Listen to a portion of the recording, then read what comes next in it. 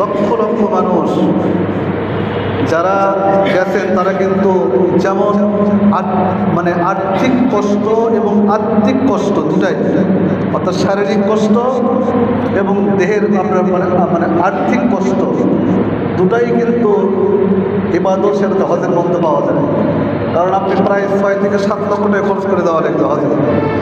আবার সবচাইতে কষ্ট হয় এই 3 দিন 8, 9, 10 জিলহজের 8, 9, 10 তারিখ এই 3টে দিনই তো হজ। হজের ফরজ 3টি, ইহরাম বাঁধা, কাবা তাওয়াফ করা, উকুফে আরাফা, আরাফার ময়দানে অবস্থান করা। আর উমরার ফরজ 2টি, ইহরাম বাঁধা, কাবা তাওয়াফ করা। শুধু উকুফে আরাফা, আরাফার ময়দানে অবস্থানটা নাই। আমার আল্লাহ বলছে আতিমুল হাজ্জা ওয়াল উমরাতা লিল্লাহ, তোমরা আল্লাহর উদ্দেশ্যে হজ এবং উমরা পালন করো। উমরা পালন করে হুকুমটা কার? আল্লাহ। হজ পালন করে হুকুমটা কার? আল্লাহ। দুটাই বললেন ও আতিমুল হাজ্জা ওয়াল উমরাতা লিল্লাহ, তোমরা হজ এবং উমরা যেটাই পালন করো না কেন সেটা তো লিল্লাহ, আল্লাহর জন্য হয়। বলুন না সুবহানাল্লাহ। তাহলে প্রত্যেকটি ইবাদতের ক্ষেত্রে আমার আল্লাহ বললেন এটা তো আমার জন্য হয়, সির্ফ আমার জন্য। ওমা উমিরু ইল্লা লিয়াবুদুল্লাহা মুখলিসিনা লাহুদ্দিন হুনাফা। তোমরা যে ইবাদত বন্দেগী করো, 1 টাকা দান করো আর 1 মিলিয়ন বা ট্রিলিয়ন যেটাই দান করো না কেন, এটা জন্য সির্ফ আমি আল্লাহ রাসূলের উদ্দেশ্য হয়, তাহলে ওটা গ্রহণ হবে। কুরবানি করবা, এটা যেন আমি আল্লাহ রাসূলের উদ্দেশ্য হয়, তাহলে এটা গ্রহণ হবে। আর যদি তোমার উদ্দেশ্যটা অন্য থাকে, আল্লাহ বলতে কোনো মাসলা সরাসরি কোরআন ওমা উমিরু ইল্লা লিয়াবুদুল্লাহা মুখলিসিনা লাহুদ্দিন, মানে ইখলাসপূর্ণ আমল যদি না হয় এটা আল্লাহর কাছে গ্রহণযোগ্য হবে না। এই জন্য নিয়ম সহি করার দায়িত্ব এটা আপনার আমাদের, তাই না? কি বলে বান্দার অন্তরের খবর কি মানুষ জানে না আল্লাহ জানে? বলেন বাবা, আল্লাহ জানে। অতএব আল্লাহর সাথে সম্পৃক্ত নিয়মটা, এই জন্য আপনাকে নিয়ম সহি করতে হবে। নিয়তটা সহি করে আল্লাহ পাকের দরবারে যেন আল্লাহ পাক আমাদেরকে কবুল করেন, এজন্য সর্বাবস্থায় বিনয়ী হয়ে নমনীয়তা ভাব প্রকাশ করে হাত আর হৃদয় নিয়ে এই কয়টা দিন পার করতে হবে, অর্থাৎ 10ই জিলহজ পর্যন্ত। আপনাকে আপনার চেহারা থেকে যেন বোঝে, যেন বুঝতে পারে যে সত্যি আপনি একজন মানে বিরহ ব্যথায় কাতর হয়ে আছেন। আপনাকে দেখে যেন মনে করে যে হ্যাঁ সত্যি আপনি অন্তরটা এখানে নাই, অন্তরটা মক্কায় পড়ে আছে আর আপনার দেহটা শুধু বাংলাদেশে পড়ে আছে। আপনার অন্তর যেন মদিনা মুনাওয়ারায় পড়ে আছে, আপনার দেহ যেন এখানে অবস্থান করতেছে। বারবার যেন মন চায় আল্লাহ আমি যদি পাখিওয়ালা ডানাওয়ালা পাখি হতাম তাহলে আমি অবশ্যই মক্কা মদিনায় ঘুরে এখনই চলে যেতাম। কি বলেন, তাই না? এটা কিন্তু আপনার যেহেতু এখন ইউটিউবের জামানা, সোশ্যাল মিডিয়ার জামানা, এটা কিন্তু আপনারা অনেকে শুনছেন, না শুনলেও শুনছেন, করে এত ভাইরাল এটা যে মোরা যদি ডানাওয়ালা পাখি হতাম। আপনার নাতুর শুনেন নাই? এটা থেকে বলে মোরা যদি ডানাওয়ালা পাখি হতাম কি করতাম? আমরা উড়িয়ে গিয়ে সোনার মদিনায় পড়তাম। এই তো জায়গায় আমি সঙ্গে একটু সংক্ষেপে বললাম। তো নবীজি রওজায় এটা সবাই বলে, আবেগে বলুন আর আপনার বুঝে বলুন আর না বুঝে বলুন, নবীজিকে সবাই মহব্বত করতে চায়। কিছুদিন বলতে 2-1 দিনের মধ্যেই সোশ্যাল মিডিয়া একটা ছবি, আফ্রিকার একটা যুবক, হ্যাঁ উইকিপিডিয়াতে এটা আপনি করছে, এটা হচ্ছে যে যেটা একদম হারামাইন শরীফের যেটা ওয়েবসাইট, এখান থেকে ওই ছবিটা কিন্তু পোস্ট করছে। তো যাই হোক, এক আফ্রিকান নিগ্রো কালো মানুষ, তার চোখ দিয়ে সে আপনার মসজিদে নববীর একটা খাম্বার সাথে অর্থাৎ ওয়ালের সাথে সে হেলান দিয়ে এমনভাবে ধ্যানে মানে একদম বিরহে কাতর হয়ে তাকায় থেকে চোখ দিয়ে পানি পড়তেছেন। সে মনে হচ্ছে ইয়া রাসূলুল্লাহ আমি সে আফ্রিকা থেকে আমি সারা জীবন আপনার মহব্বতে আমি কেঁদেছি, আজকে আপনার রওজা মোবারকে এসেছি ইয়া রাসূলুল্লাহ। আমি তো গুনাহগার, পাপী, নাফরমান। আমার যারা নিজের নফসের উপর জুলুম করলো, এই সমস্ত বান্দা যদি যারা গুনাহ করেছেন, গুনাহ করে করে অন্তরখানা শক্ত হয়ে গেছেন, পাহাড় পরিমাণ গুনাহ করেছেন, গুনার কোনো হিসাব নাই, বেহিসাব গুনাহ করেছেন, এই বান্দারা যদি ওয়ালাউ আন্নাহুম ইযলামু, ওই বান্দারা যদি নফসের উপর জুলুম করনিওয়ালা বান্দারা যদি জাউকা ফাস্তাগফিরুল্লাহ, হে রাসূল আপনার রওজা মোবারকে এসে আমি আল্লাহর কাছে তওবা করে, আর যদি আপনি রাসূল সুপারিশ করেন আমি আল্লাহ তাদের গুনাহ মাফ করে দেব। বাবা এখানে প্রশ্ন অনেকগুলো, আমি আপনাদের কাছে একটা কথা বলতে চাই। মদিনা মদিনা মদিনা মদিনা বলে পাগল মানুষ বাবা। কেন মদিনা মদিনা বলে পাগল? কারণ মদিনায় তো পাগল করনিওয়ালা আমার দয়াল নবী শায়িত আছে। যার কারণে আমি একটা বাবারে সোশ্যাল মিডিয়াতে কালকে দেখলাম মদিনা শরীফে তাদের প্রথম ফ্লাইটটা হয়েছে। মদিনা শরীফে যখন সৌদি এয়ারলাইন্সে মদিনা শরীফে এয়ারপোর্টে যখন নামলেন, মদিনাতে নামার পরে প্লেন থেকে যখন তারা নামতেছেন মাল সামান রেখে ওই মাটিতে সিজদায় পড়ে চুম্বন করতেছেন। বলুন না সুবহানাল্লাহ। আমরা তাহলে শিরকের গন্ধ পাই বাবারে। যারা আশিক হয়, মজনু হয়, দেওয়ানা হয়, তাদের কাছে শিরকের গন্ধ লাগে না, তাদের কাছে মহব্বতের ঘ্রাণ লেগে যায়। মহব্বতের কোনো দলিল নাই বাবা।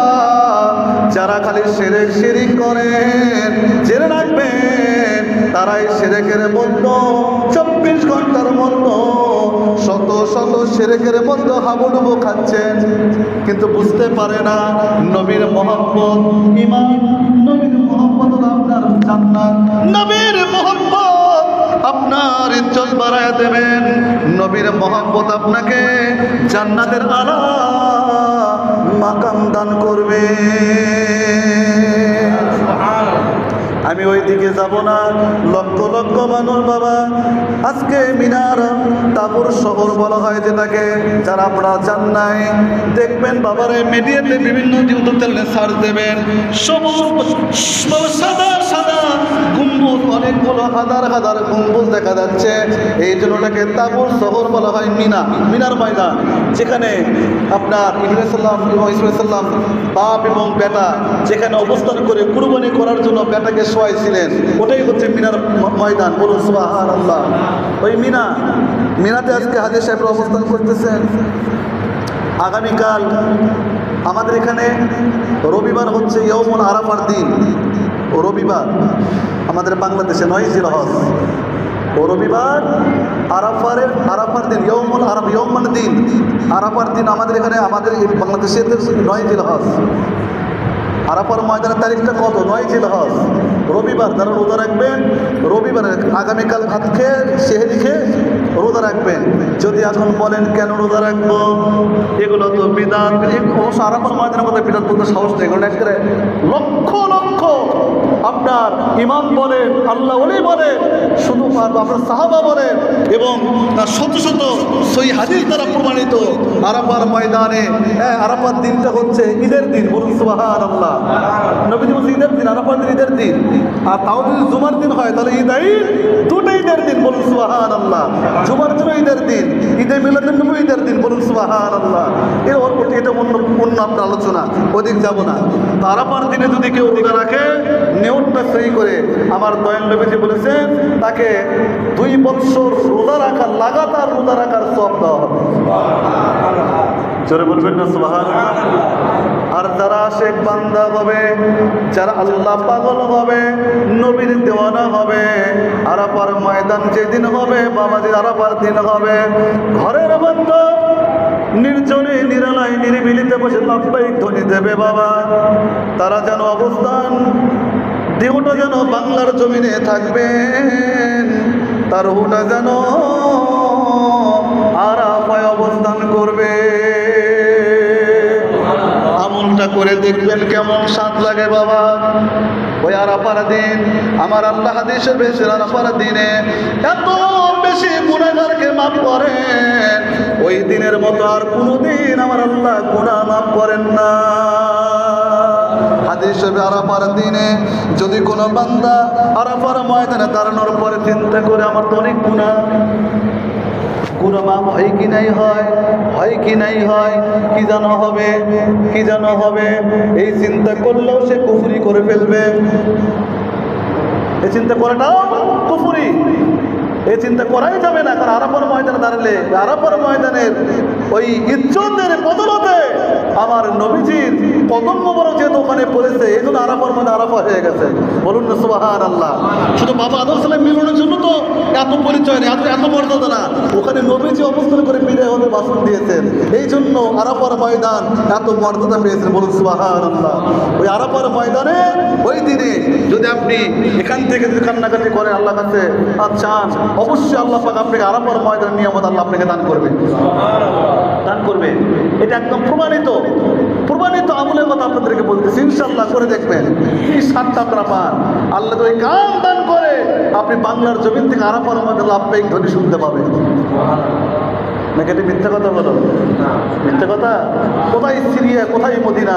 ইয়া সারিয়াতুল জাবাল, এটা কি ইসলামের মধ্যে আছে না? উমরে তো এখান থেকে বললেন, মানে কি করে বল, সেনাপতি সাহেব তুমি তোমার পাহাড়ের পাদদেশে দেখো শত্রু ওই পাশে অপেক্ষা করতেছে, তুমি তোমার সৈন্যদেরকে নিয়ে অন্য পাশে অবস্থান করো, তাহলে তোমাদেরকে পরাজয় বরণ করতে হবে। উনি বললেন যে ওই যুদ্ধের সেনাপতি এসে বললেন যে আমিরুল মুমিনিন আমাকে যে ওই দিন সতর্ক না করতো এবং ওই অনুযায়ী আমি সৈন্যকে মোতায়েন না করতাম, আমরা যুদ্ধে জয়লাভ করতে পারতাম না। বলুন না সুবহানাল্লাহ। কোথায় মদিনা, কোথায় সিরিয়া? আল্লাহু আকবার। তাহলে ওই কান থাকতে হবে, আপনিও শুনতে পাবেন। মহব্বতের কান লাগান, শুনতে পাবেন। আর যদি অন্য কান লাগান তাহলে শুনতে পাবেন না।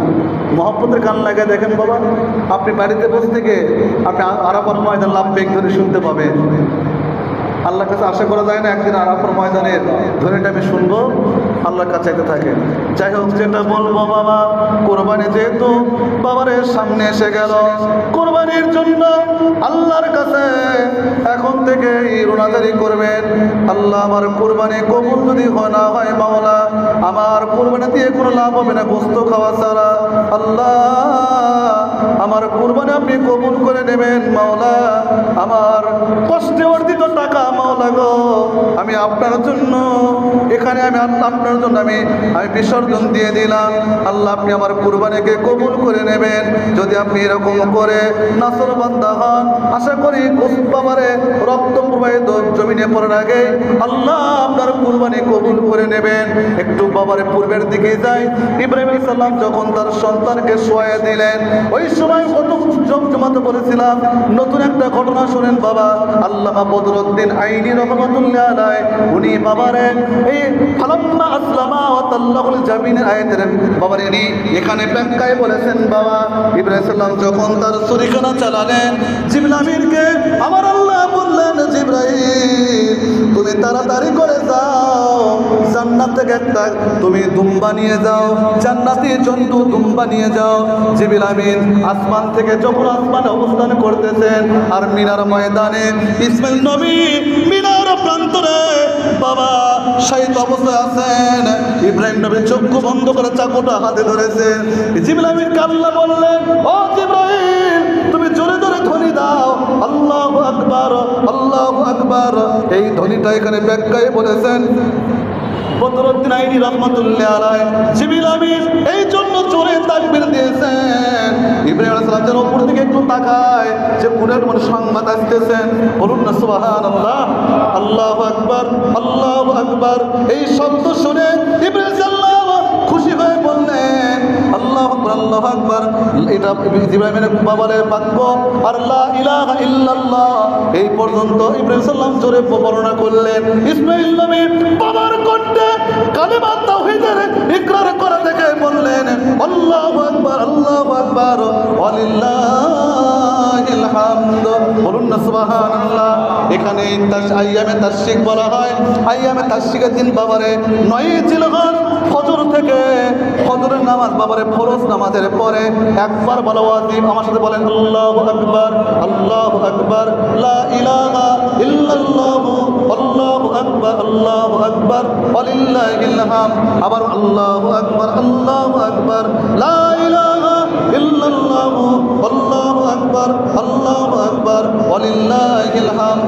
আল্লাহু আকবার, আল্লাহু আকবার, লা ইলাহা ইল্লাল্লাহ, আল্লাহু আকবার, আল্লাহু আকবার, ওয়ালিল্লাহিল হামদ। হামদ।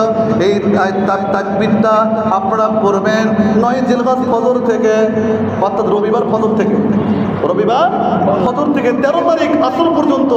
আল্লাহর কত দয়া দেখে যে আপনি আপনার অন্তর, আমার অন্তর আল্লাহ জানে, জানে না?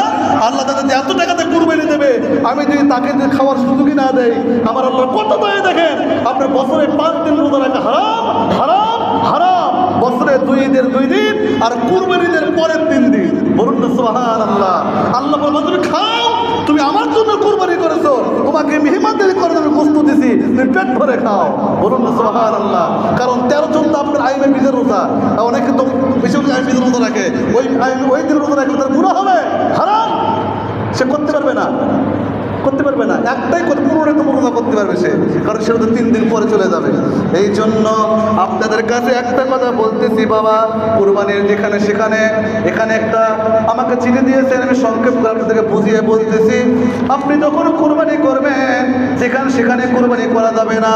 আপনি পরিবেশ দেখবেন, ধাম করে আপনি রাস্তায় ফেলে একদিন ফেলে দিলেন, রক্ত ধুয়ে দিলেন না, পরিষ্কার করলেন, ওখান থেকে আবর্জনা সৃষ্টি হলো, আপনার ব্যাকটেরিয়া শুরু হলো, তখন আপনি কী করবেন?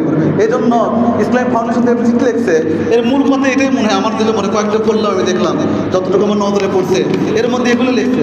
হ্যাঁ হ্যাঁ, পরিবেশটা আপনাকে অবশ্যই আপনাকে ঠিক রাখতে হবে। আপনি যেন পরিবেশ যেন অসুন্দর না হয়, পরিবেশ যেন নষ্ট না হয়, এই জন্য যেখানে সেখানে আপনার কী করে বলে গরুর চামড়া, বা আপনি যেখানে সেখানে আপনি গরুর যে কবরগুলো আছে এগুলো ফেলে দেবেন না, রক্ত আপনি ওখানে আপনি না আপনি ধোলাই করে দেবেন, মাটিতে ঢেকে রাখবেন, সুন্দর করে পরিবেশ ঠিক রাখবেন। এই কথাগুলো এর মধ্যে আছে আমার যেটা মনে হয়, পরিবেশ যেন দূষণ না হয়। এই যে খেয়াল করবেন আপনারা, ইসলাম ফাউন্ডেশন থেকে এই চিঠিটা আজকে দেওয়া হয়েছে, সবাই এসে খেয়াল করবেন। কুরবানি মানে জবাই হয়ে গেলে বুঝতে চলে গেলাম, দেখে তার কোনো খবর নাই, যেখানে মানে জবাই করা হলো এত গন্ধ বের হয়, দুর্গন্ধ বের হয়, রক্ত থেকে গন্ধ আছে, কি বলেন, তাই না? একটু আপনি শুধু নিজের দায়িত্ব মনে করে পরিবেশ রক্ষা করে, এটাও তো হাদিস শরীফ। আর তুহুরু শাত্রুল ঈমান, পবিত্র ঈমানের অঙ্গ, ওটা তো